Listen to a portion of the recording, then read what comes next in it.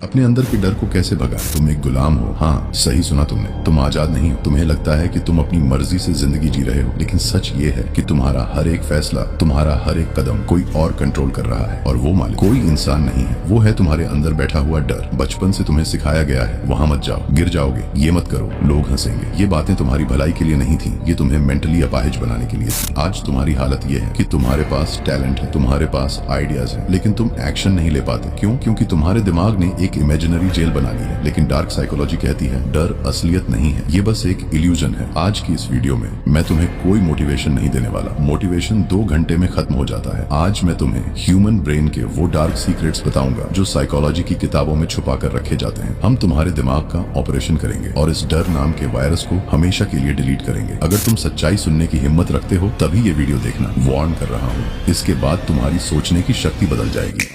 अब ध्यान से सुनना, जो मैं बताने जा रहा हूँ वो तुम्हारे दिमाग के सॉफ्टवेयर को हिला देगा। तुम्हारे दिमाग के अंदर एक पुराना हिस्सा है जिसे हम रेप्टिलियन ब्रेन यानी जानवर वाला दिमाग कहते हैं। इसका सिर्फ एक काम था, जिंदा रहना। हजारों साल पहले जब इंसान जंगल में रहता था तो हर झाड़ी के पीछे शेर हो सकता था, इसीलिए डरना जरूरी था। लेकिन आज कोई शेर नहीं है, पर तुम्हारा वो रेप्टिलियन ब्रेन आज भी ऑन है। जब तुम स्टेज पर जाते हो या किसी नए आदमी से बात करते हो या बिजनेस शुरू करने का सोचते हो, तुम्हारा दिमाग सिग्नल भेजता है कि खतरा है, भागो। ये है पहला झूठ। तुम्हारा दिमाग अनकंफर्टेबल होने को डेंजरस होना समझ लेता है। अनकंफर्टेबल होना खतरनाक नहीं है, बस नया है। लेकिन डर तुम्हें ये समझने नहीं देता। दूसरा कॉन्सेप्ट जो तुम्हें बर्बाद कर रहा है वो है द स्पॉटलाइट इफेक्ट। हमें लगता है कि दुनिया में सबके पास कैमरे हैं और वो सब सिर्फ हमें देख रहे हैं। अगर मैंने गलती की तो सब हंसेंगे, अगर मैं फेल हुआ तो सब बातें बनाएंगे। डार्क साइकोलॉजी का सबसे कड़वा सच सुनो, किसी को तुम्हारी परवाह नहीं है। लोग अपनी खुद की प्रॉब्लम में इतने उलझे हुए हैं कि उनके पास तुम्हारे लिए 1 मिनट भी नहीं है। तुम जिस